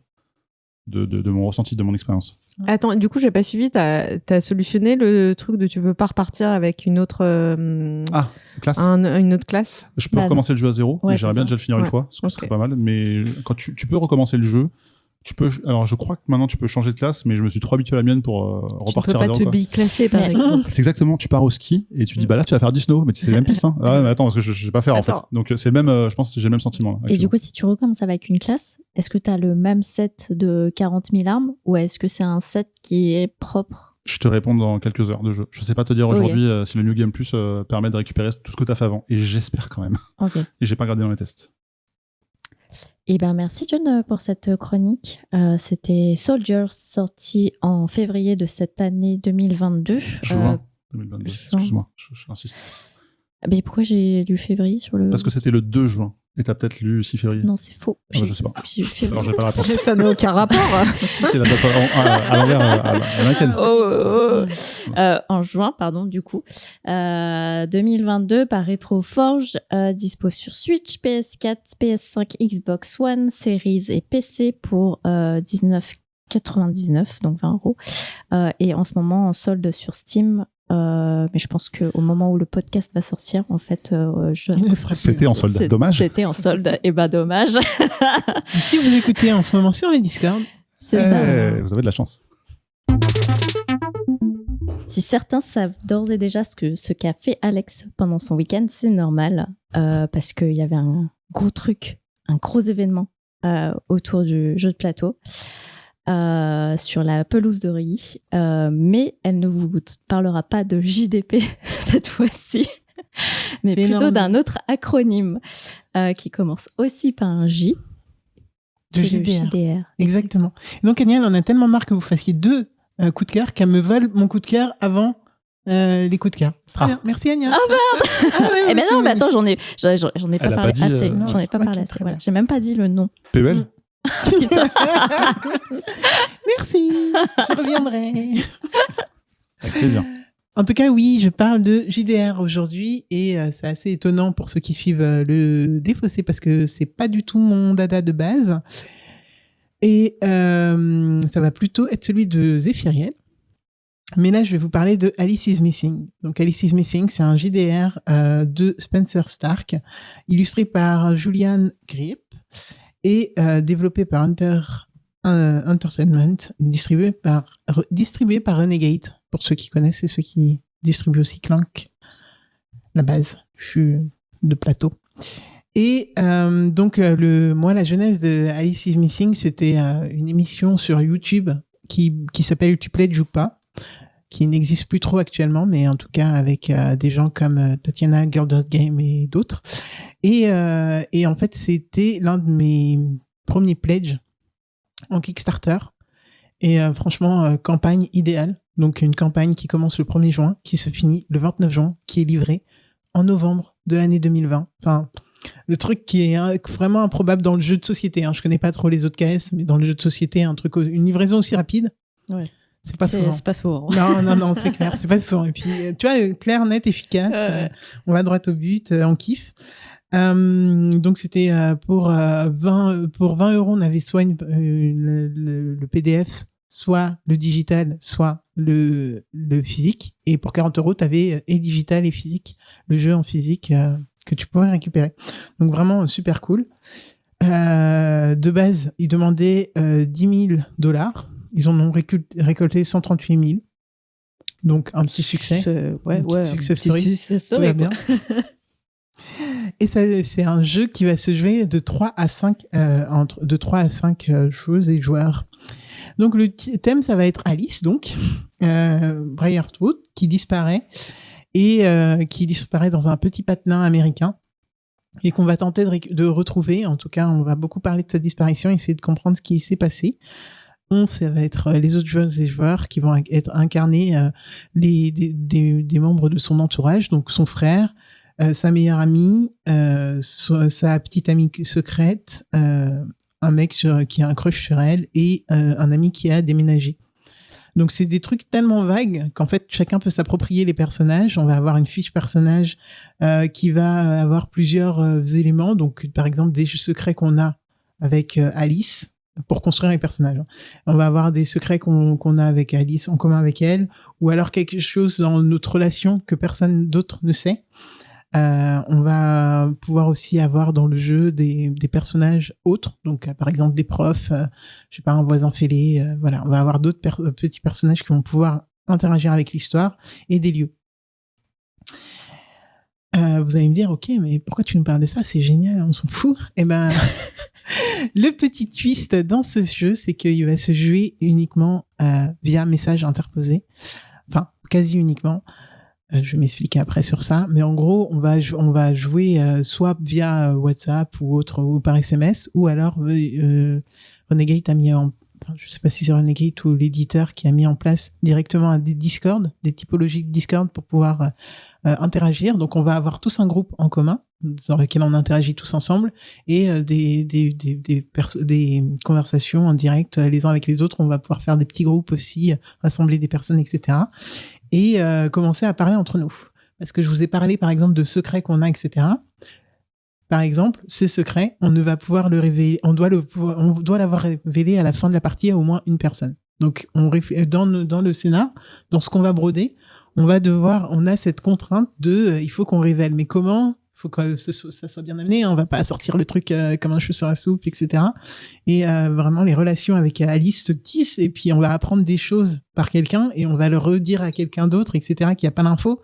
Enfin, en tout cas, il y a vraiment un gros micmac qui va se créer, un micmac de jeux et de relations qui va se jouer. Tout ça pour essayer de trouver ce qui est arrivé à Alice.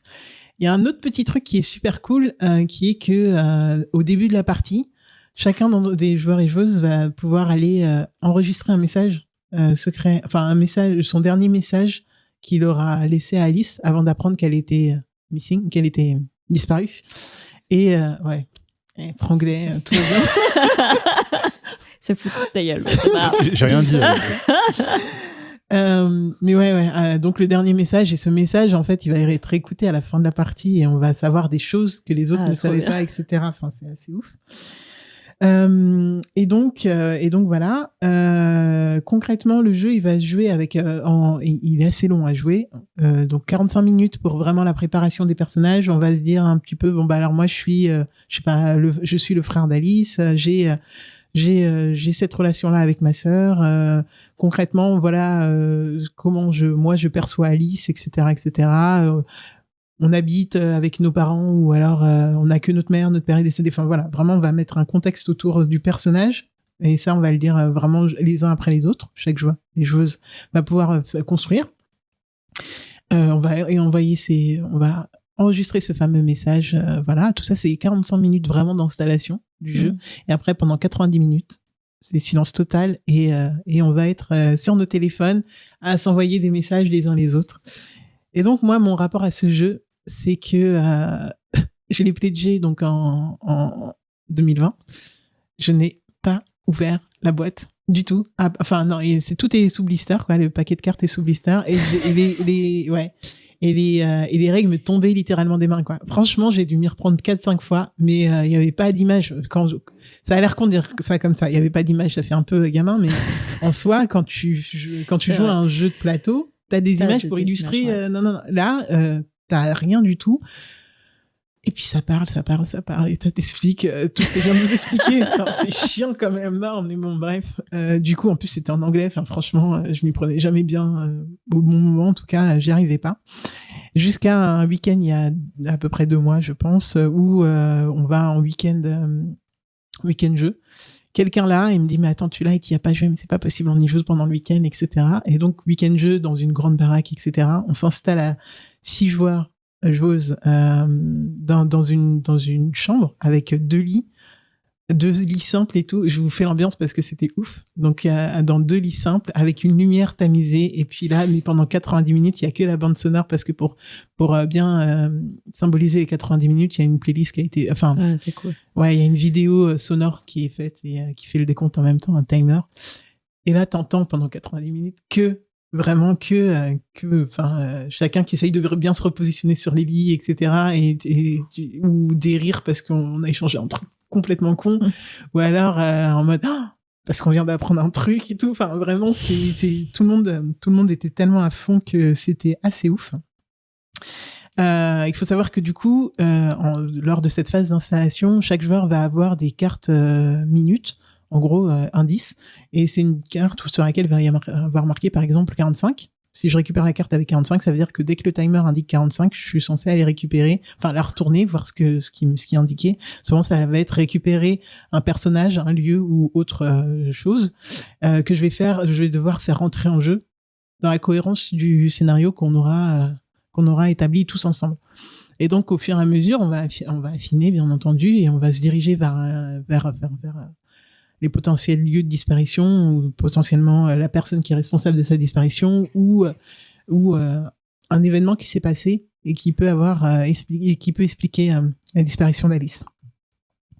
Donc pendant 90 minutes qui sont rythmées que par nos SMS et ces fameuses cartes qu'on va retourner les uns après les autres et qui vont nous faire piocher des indices et affiner le scénar.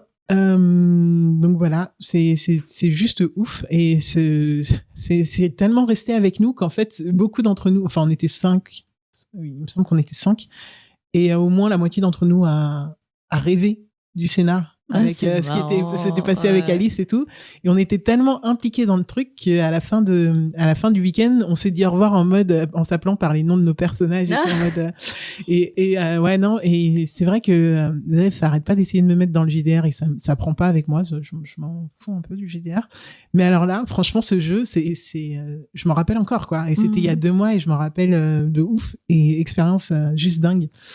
Et j'aurais adoré que Monsieur Cutrus ait un micro, parce qu'il me semble qu'il y a d'autres JDR comme ça qui sortent un petit peu du carcan habituel, par exemple les Ten Candles, et j'aurais bien aimé que tu nous en parles très très rapidement.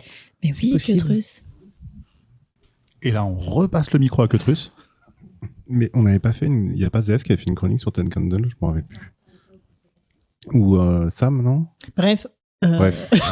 Oui, t'as vu comment elle est désagréable.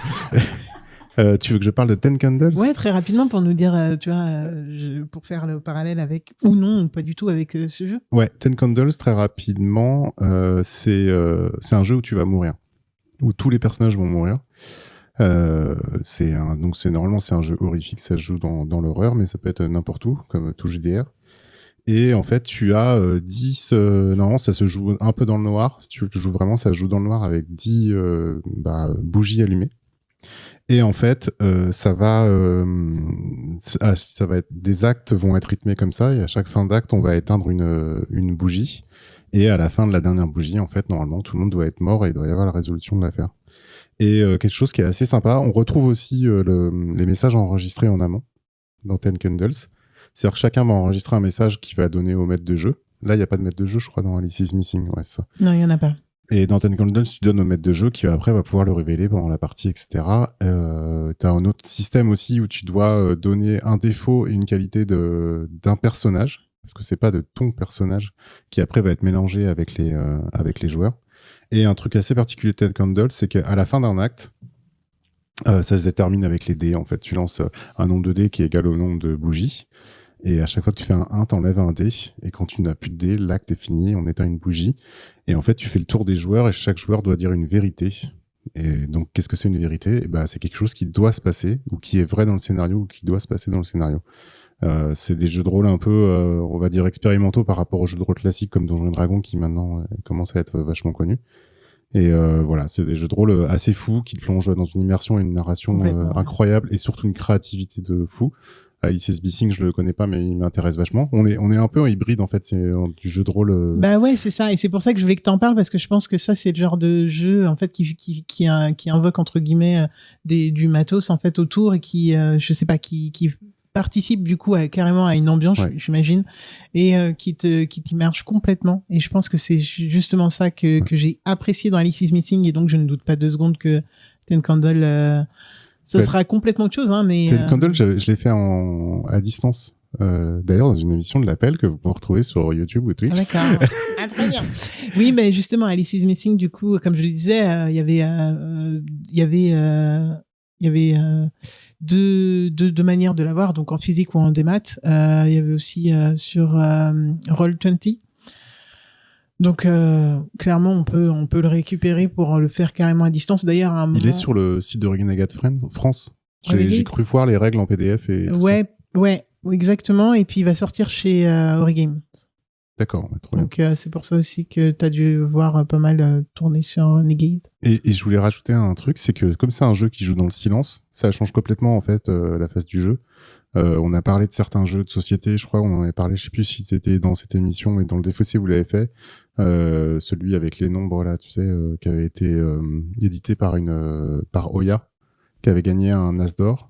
Avec les cartes, avec les nombres. Ouais, les cartes. The Mind. The Mind. Ouais. Et il y en avait un autre qu'on avait fait aussi à Cannes il y a quelques années, où tu dois réussir, c'est un jeu collaboratif, et tu dois réussir avec des gemmes à réussir à résoudre des défis. Et c'est pareil, tu n'as pas le droit de parler, tu n'as pas le droit de dire tes défis.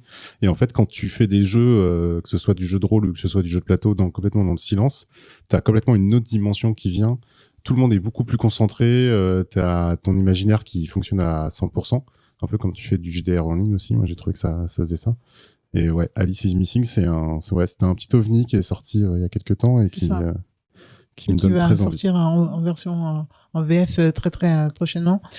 Et donc voilà, je voulais absolument en parler et je savais qu'il y aurait sans doute un parallèle avec Ten Candle.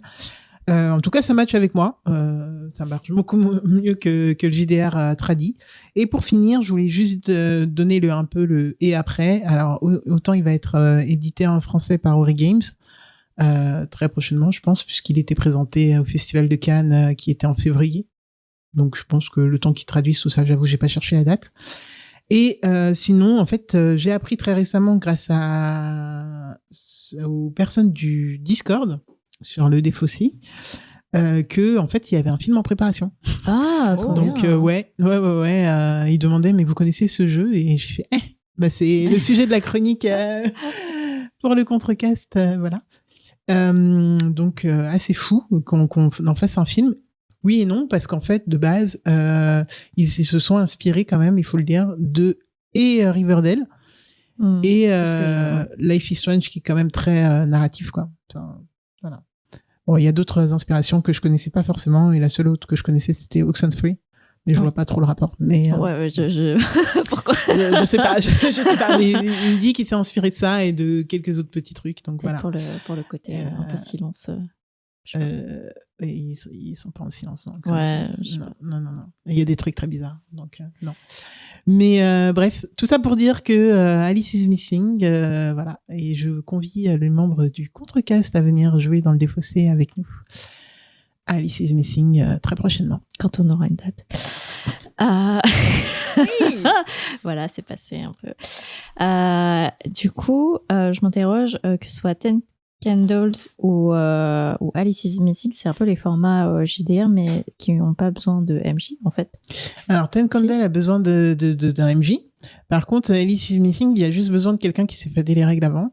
pour savoir comment installer les choses et comment faire fonctionner, comme ce que je vous ai dit, les cartes Ouais, t'as le clous, setup, tout ça. Voilà, le setup et puis le message enregistré, comment lire les cartes. Et c'est marrant, ils ont pas fait d'appli pour ça, genre.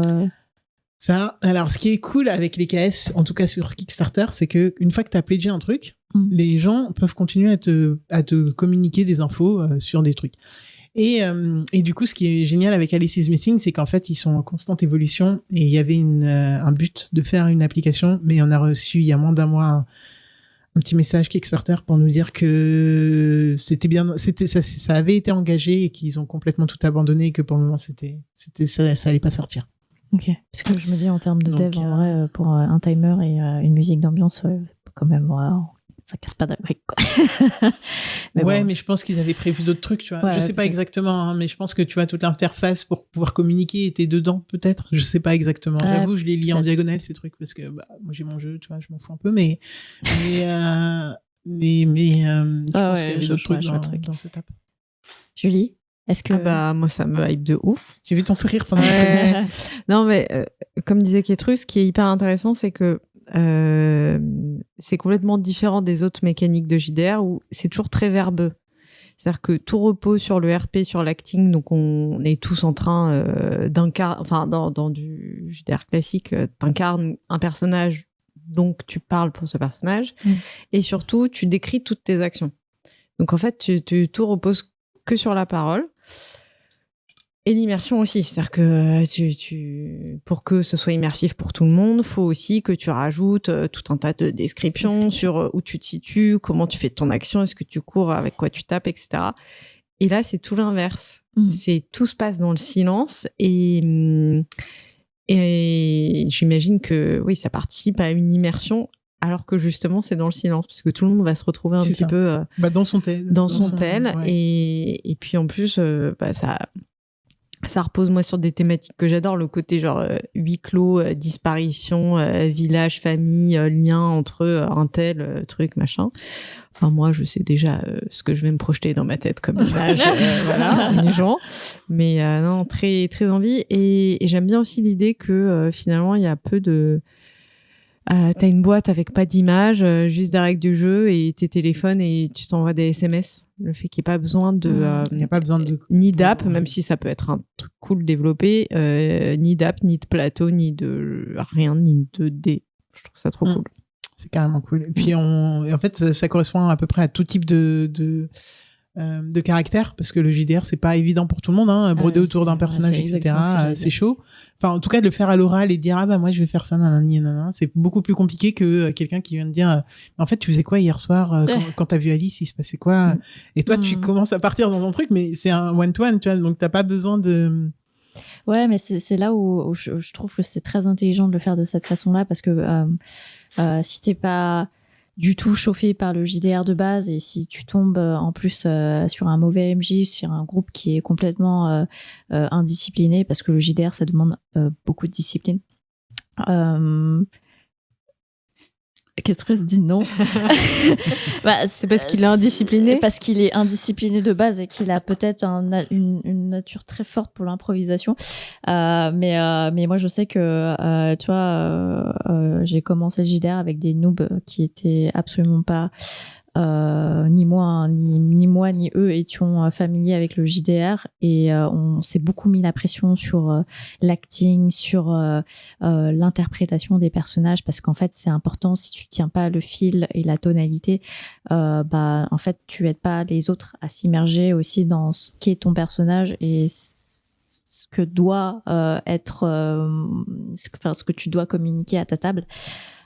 Et c'est pareil, MJ, si le MJ fait pas assez les choses correctement, s'il est trop punitif, s'il est pas assez directif, ou s'il est trop en mode arbitraire, si t'as pas un MJ qui balance sur le juste milieu et qui sait prendre la température de sa table de joueurs, et ça peut être des expériences et des one-shots complètement ratés. Et c'est là où je trouve que Alice a vraiment une belle consistance, dans le sens où si t'as jamais fait de JDR, c'est une bonne approche, parce que t'as pas besoin d'MJ, tout ne repose pas sur le MJ, t'as juste des règles et un setup et une parole désinhibée. parce que tout se fait par texto. Complètement. John, est-ce que ça te botte? Alors, je suis désolé parce que je vais dire exactement comme Julie, mais je suis hypé de ouf. En fait, j'ai surkiffé. Tu me l'as trop bien vendu, très clairement. J'ai même eu l'impression d'entendre quelqu'un qui racontait un peu les jeux Anormal Lost One, mais avec une intelligence humaine derrière, en fait. Et je pense à ça, et je pense à Bury Me My Love. Je crois que je le prononce mal, mais des jeux où tout passe par le texte, en fait. Et il y a un vrai truc, sauf que là, tu écris vraiment le texte, c'est pas une sélection. Et moi, ça me hype de ouf. J'ai trop envie de jouer, vraiment quoi. Ouais. Et par contre, j'attendrai peut-être la version française. Parce que j'ai peur de pas autant me projeter sur l'anglais que sur le français. C'est juste la personne qui s'appelait Règle qui a. Alors on s'en fout. Sinon, tu as juste une carte. Est-ce que sur les lieux, les cartes, tu as justement des descriptions? Ouais, voilà. Le lieu sera écrit en anglais, mais sinon, en fait, tu as les caractéristiques de ton personnage qui vont être écrits en anglais vite fait. Tu vois, t'as pas un pavé de texte. En effet, j'ai la carte sous les yeux et on parle de 3 lignes pour un descriptif, donc ça se fait largement. Ça se fait très très bien. Même pour les gens qui sont pas bons en anglais. Un petit coup de Google. Et c'est trop marrant aussi parce que les caractères des gens ressortent très bien sur le truc et ça peut leur donner des trucs complètement tarés vu qu'on n'a pas une intelligence collective qui va orienter le truc. Et donc là, on jouait avec quelqu'un qui était très exubérant dans la vie. Bonjour Simon du Passe-Temps. Et du coup, mais de toute façon, les gens qui connaissent Simon savent. Et du coup, en fait, on est parti. Il partait sur des trucs bigger than life et tout. Et du coup, on était en mode. Dès qu'il te disait un truc en off, t'étais là, non, tu mytho, c'est mort, t'essayes de mentir, t'essayes de la couvrir. Au début, même, on croyait que c'était lui, quoi, qui l'avait tué, alors que c'est pas possible. Mais, et c'est marrant parce que, au début, j'étais toute seule à dire ça. Et en fait, plus il sortait de la merde comme ça, plus on était tous en mode, OK, toi, on t'a mis de côté. Tout ce que tu racontes, c'est du bullshit. Tous tes indices sur Alice, c'est mort. Une question qui a été posée sur Discord et à laquelle j'ai pensé au début, mais est-ce que le jeu est rejouable? Eh bien, justement, je me suis posé cette question aussi et complètement rejouable parce que les cartes que tu retournes, les cartes clous, indice, temps, là, t'en as, alors je te raconte de la merde, hein, mais en gros, tu dois en avoir 5 à 45 minutes et donc tu en distribues une en début de partie, mais tu sais pas ce qu'il y aura derrière comme indice, comme truc à déclencher. Plus, tu peux jouer complètement d'autres persos. Donc moi, par exemple, si on rejoue, je vais essayer clairement d'avoir un perso différent de celui que j'avais. Et je vais clairement pas aller sur les mêmes... je vais pas inventer les mêmes trucs du tout que ce que j'ai inventé ou que ce qui a pu être inventé par mes camarades la première fois.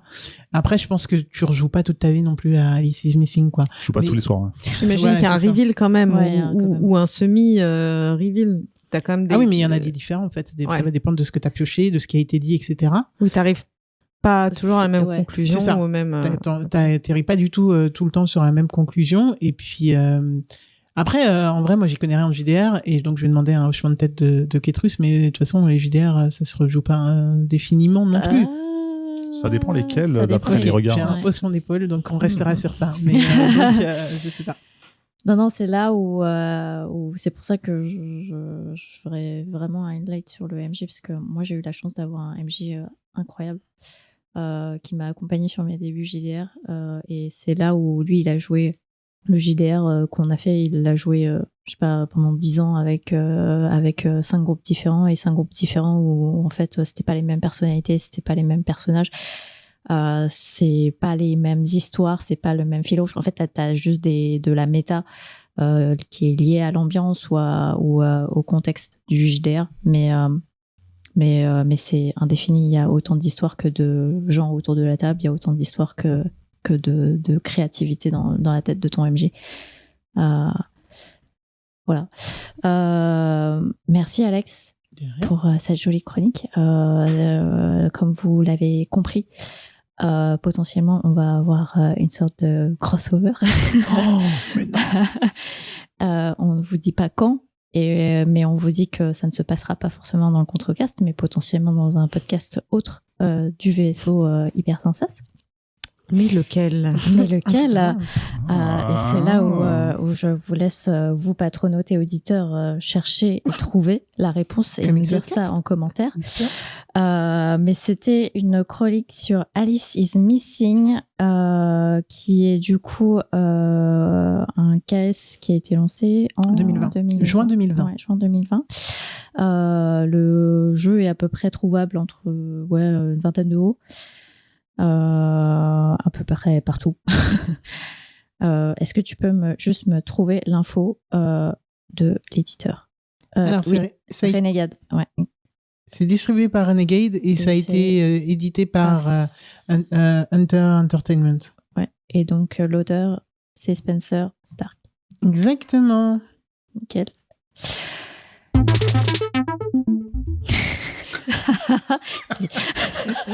Là, il était prêt de ouf. Là, la Cutrus, c'était dans les starting blocks, il était prêt. On va passer très rapidement, du coup, sur les coups de cœur de toutes et tous. Et je vais aussi en profiter pour passer le micro à Cutrus pour son coup de cœur parce que ok, il me dit en off qu'il n'a pas de coup de cœur, mais je vais en tout cas commencer par Julie. Est-ce que tu as un coup de cœur pour cet épisode? Ouais, moi mon coup de cœur, c'est un coup de cœur culinaire. C'est, alors attendez, je me concentre. Le Gudbrandsdalost. Alors j'ai pas très bien mangé quand j'étais en voyage en Norvège et en Suède, mais j'ai découvert ce truc. Alors c'est un fromage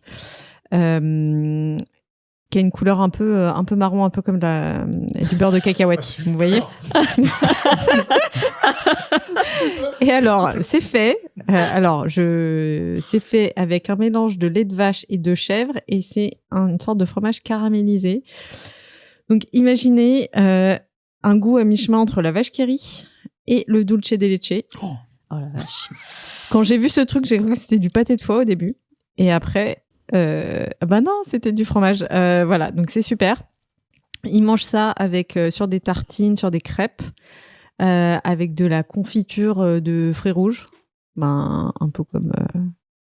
beurre de cacahuète. Et alors, moi, je vous recommande une alliance extrême. C'est de manger ce fromage avec de la Marmite. Je ne sais pas si vous connaissez la Marmite. C'est cette espèce de mélasse anglaise qui a un goût très, très salé. Et donc, là, c'est mon meilleur petit-déj. C'est un œuf au plat. Une tartine, du beurre, salé évidemment, ce fromage, un œuf au plat et de la Marmite par-dessus. Allez, mais comment c'est possible? Tu testes des trucs quand t'es à l'étranger. C'est ça qui se passe. Par contre, je suis à court de ce fromage, donc il va falloir que j'en achète. Un autre voyage. Voilà, un autre voyage.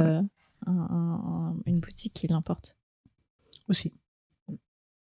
Si t'en trouves en France, n'hésite pas à faire ton adresse. Je voudrais bien goûter quand même, ça va attirer. Je vous en ramènerai avec plaisir. Du coup, ça m'a intrigué. John, un coup de cœur. Trois un seul. Okay. Bon, ok, j'en ai qu'un, ça tombe bien. Moi, c'est Un dernier soir à Pékin. Et en fait, il s'agit d'un roman graphique qui est dispo chez Glénat depuis le 6 juillet 2022. Donc, c'est dans le passé, au moment où vous écoutez, bien sûr. Même si c'est dans le futur pour nous.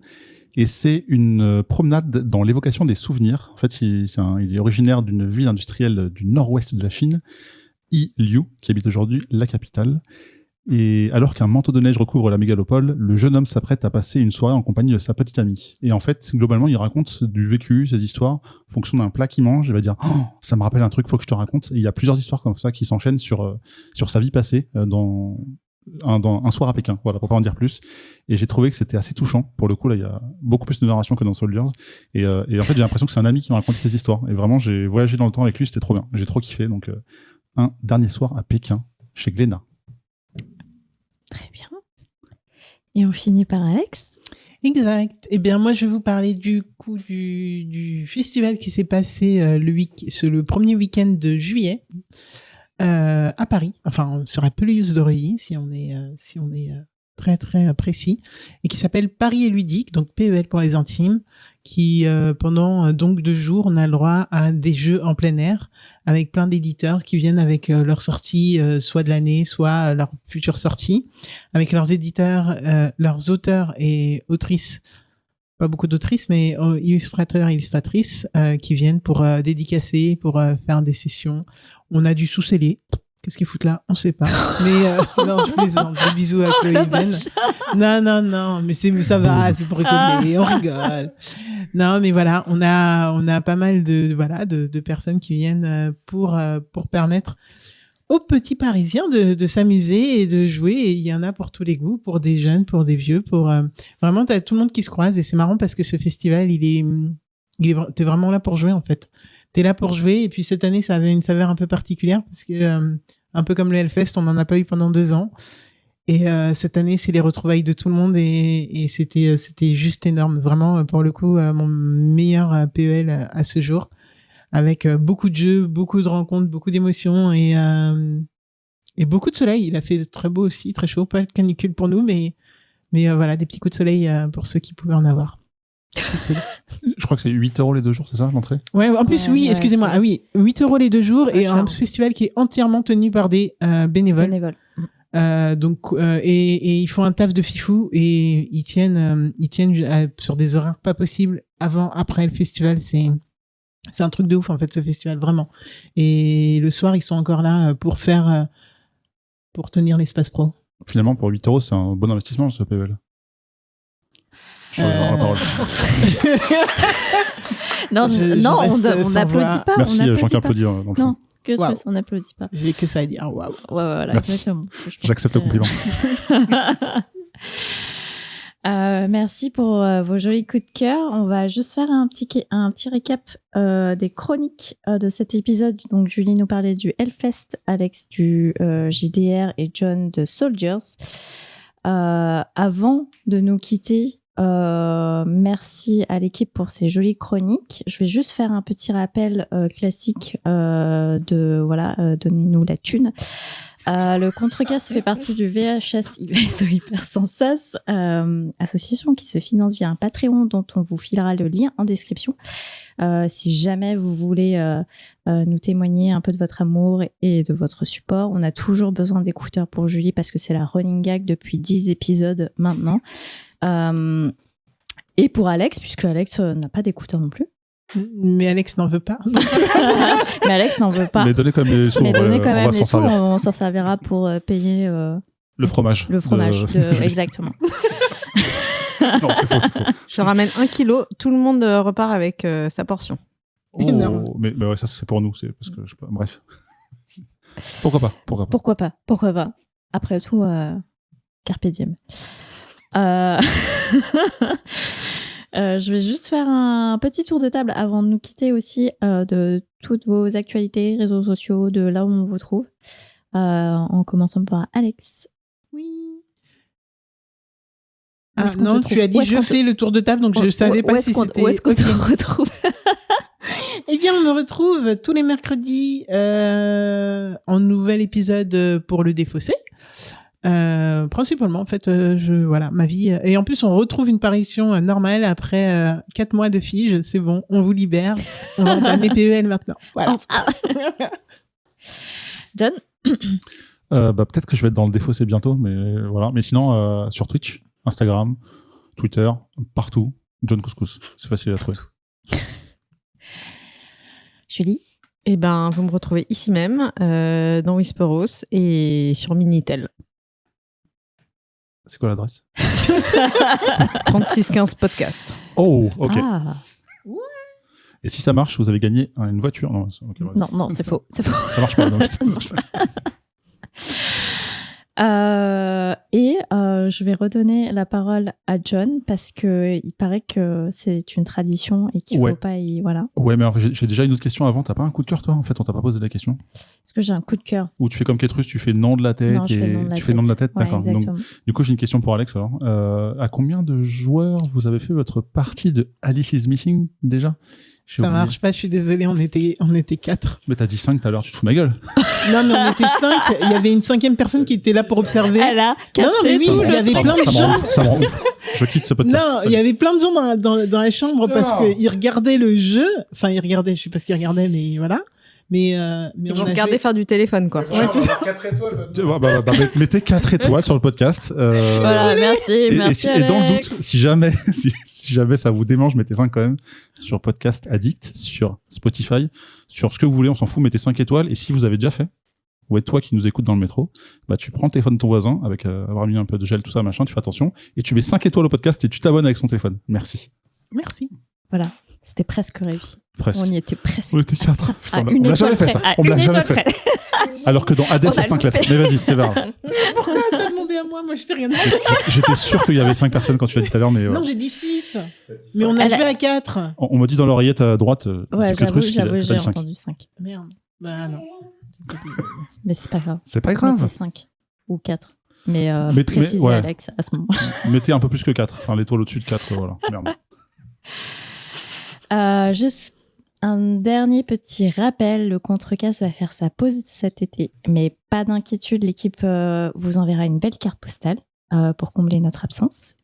Du coup, d'ici là, on se retrouve en live en septembre, il me semble. Septembre. Peut-être, c'est pas sûr, mais qu'il y aura des nouvelles voix en septembre, on sait pas. Et peut-être avec Ce serait des marrant. nouvelles voix. Mais on ne C'est cache pas la un surprise. teasing. Voilà. Ça Ok. se trouve c'est faux, on s'en fout, on verra Ok. après. Quoi. On verra. En plus, c'est ce que j'allais dire parce que tu étais en train de couper ma phrase. Ah, pardon, Ça me tu dé- disais ça quoi me du coup dégoûte un peu. Vas-y. Avec de nouveaux sujets et potentiellement de nouveaux chroniqueurs. Et peut-être qu'il y aura des nouvelles. Ah, tu l'as déjà dit.